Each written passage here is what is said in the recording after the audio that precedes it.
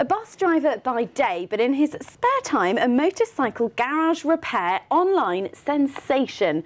Derek, who joins me now, has over 59,000 subscribers to his videos of Delboy's garage, and he's going to tell us all about it. But first of all, I want to know how it started. Well, hi, thank you for having me in today. You're welcome. It started about 6 years ago, and I used to see a lot of young people with their motorcycles in a pretty poor state of repair. And I knew how to fix them, but also I knew that a lot of these young people didn't really have the money to take their bikes to a mechanic to fix them. So what I decided to do was to make a channel centered around motorcycles that would give people the ability to watch. Their chosen portal of choice is usually Google or YouTube, and they can watch a video quite simply and follow it and do those small repairs themselves. Just the basic repairs, the kind of things that maintenance, the kind of scheduled stuff, changing oil, adjusting brakes and chains, the kind of thing that they'd normally have to pay for but haven't got the money. And from there it just took off because it seems there was a hunger for it. Lots and lots of people, not just young people, people of all ages really looking to get involved, because motorcycle riders, bikers, call them what you like, they really love to get involved in modifying, taking care of, and making their bike their own, stamping their own mark on it. And that seemed just the skills is that they didn't have. So watching, I consider myself a mechanic, so watch a mechanic online, do it, demonstrate it and explain it in a way that's simple, straightforward and basic. It doesn't have any complication jargon, also doesn't patronize them, and they feel good enough to just follow it and have a go. And then the feedback from people drove us forward from there. And we've got some pictures of you sort of starting off driving a bus and then also kind of doing these videos. Tell me a bit about how it's grown over the last 6 years, because I understand that it's kind of taken over more and more of your time. It does, very much so. We found that, first of all, it was simply once every couple of weeks, but then we found that the need for people to learn new things. You get requests coming in. Can you do this? Can you do that? I've got this job coming up. Okay. So literally we went through about a 3-year period of answering requests, literally doing request videos. And we got so busy with that we decided to make a format, and we covered all of the servicing we could, scheduled 5,000 mile servicing, and it absolutely took off. And we've led from then into feedback, and in the last 12 months is where it grew the most. We recently moved house to a place with a better garage. We spent a fortune on the studio that you see in the clip, and it's a studio stroke garage. It's much more well equipped than it used to be, and in that sense I can do better jobs.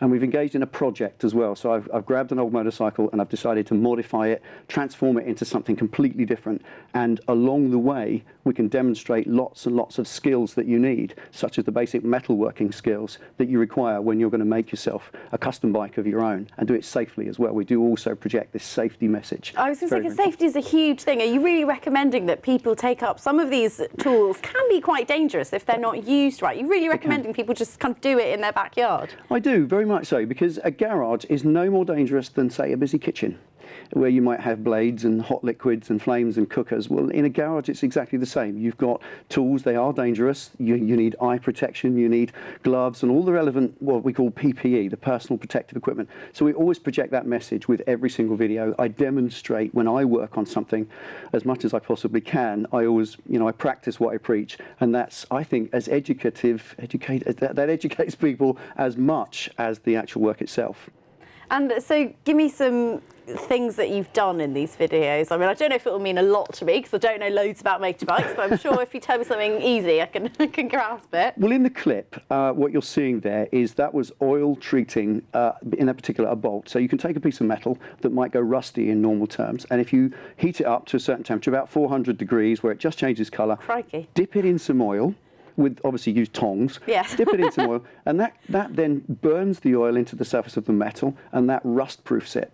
Now, this was a method of rust proofing metal as far along ago as the Iron Age.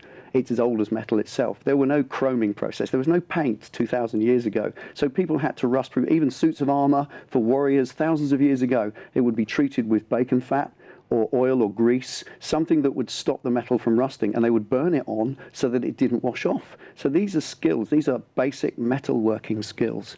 And something like we said, picking up a drill, drilling a hole, in something in the correct place precisely without hurting yourself, so that you can do a job and produce a good result that you're proud of. So what we try and do is a mixture of basic metalwork skills that give people an empowerment. They can do a job. Sometimes people are prevented from doing a job because they simply don't know how to pick up a tool and use it correctly. So even simple things like using a hacksaw correctly to make a precise cut that's successful, that's not as easy as you might instantly think. I don't think it sounds particularly Really, easy. you could. It really is easy. A simple video, people watch it. Why do you think there's kind of this enormous, maybe a lack of knowledge, or, you know, kind of people that are suddenly thinking, gosh, if only I did know how to do all these things? Why do you think we've got that? Possibly because we live in a very convenient world where everything's purchasable. You can buy everything. It normally comes with simple instructions, enough screws and bolts to just fit. You know, we've all bought flat pack furniture, and if you're reasonably careful, you can fit it together quite well. But people do want to go further. We're seeing a massive resurgence, for instance, recently, in people wanted to take up baking. They want to take up DIY. It's no different to DIY. People want to build their own shed in the garden, so companies will produce that. But we do live in a world which is focused much more on academic qualifications. So I don't think it's obvious. The metalwork lessons at school, they're a bit of a thing of the past. When I was at school 30 years ago, metalwork was a big part of school, but nowadays it's kind of gone in many senses. So it's skills, old-fashioned, tough guy skills that people just love to have. It's rewarding to make something from nothing. When somebody says, where did you get that? You can say, I made it. That's enormously empowering. It really is. I think that's what it is. Derek, it's been a pleasure to meet you. Good luck with your channel. Thanks for coming in. You're welcome. Thank you so much for having me.